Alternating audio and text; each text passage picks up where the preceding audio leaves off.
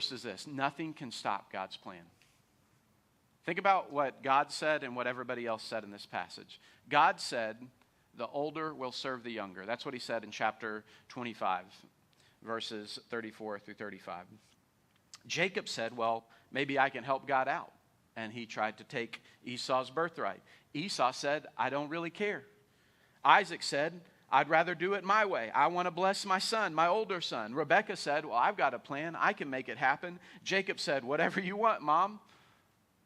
God said the older will serve the younger. Everybody else said, I need to do it my way and my timing according to my plan and my scheme. And yet at the end of the day, it stops God's plan. Even the rebellion and the deceitful schemes of his own chosen people cannot stop his plan.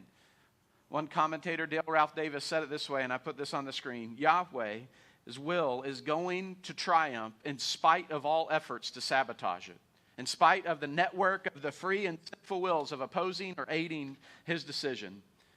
Listen to this. God brings his word to pass, if not through man's consent, then in spite of his resistance, if not through man's cooperation, then through and over his rebellion. Yahweh has such marvelous ways of overcoming all the hindrances in order to effect his designs. We looked at this truth from when we were studying the book of Romans from a hymn by William Cooper. It says, God moves in mysterious ways, his wonders to perform. He plants his footsteps in the sea and rides upon the storm. Deep in unfathomable minds of never-failing skill, he treasures his bright designs and works his sovereign will. God is working. I love that statement. Yahweh has such marvelous ways of overcoming all hindrances that we put in the way in order to effect his designs, his bright designs and his sovereign will. The next verse of that song says, Ye fearful saints, fresh courage take. The clouds ye so much dread are big with mercy and shall break in blessing on your head. God's plan cannot be stopped. God can turn unlikely circumstances into his instruments. God can use our messes to accomplish his master plan. God's plan cannot be stopped. There's nothing that can stop God's plan of redemption. And this plan of redemption ultimately means Jesus would come into this world and live a perfect life and go upon the cross, undeservedly so, and justly so, as the sinless Son of Man. And he would go down in the tomb and be buried for 3 days, and he would rise up from the grave, and then he would be seated at the right hand of God, and he would promise to return again. This is God's plan. There's ultimately nothing stopping God's plan in this world or our lives. He is going to accomplish, keep his promises, fulfill his kingdom purposes, and accomplish his sovereign will. I heard one author this week say, stubbornness isn't going to be an attribute that you'll find in a systematic theology regarding God.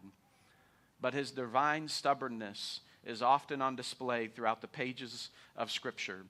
Nothing, no human rebellion, no human stupidity can stop Yahweh's kingdom plan. God is so stubborn that he will make sure Jesus reigns over all. So, if that's true, if nothing can stop God's plan, what do we take from that? Just like the third verse says, ye fearful saints, rest. Rest in the truth that nothing can stop God's plan. We called out and we cried out and he heard us and he answered us. We know that God is working out his plan, so we can trust him. We can get up tomorrow and the next day and do the next thing in faithful obedience to him because he's working out his plan. He won't forsake us. Nothing. Like, when you look at this passage, you literally are like, nothing can stop God from doing his will. He's working out all things according to his plan for his glory and for our good. He is working to accomplish his plan, and nothing can stop it. Therefore, we can rest in him and trust him and do the next thing tomorrow and the next day, trusting that he is working out all things according to his will.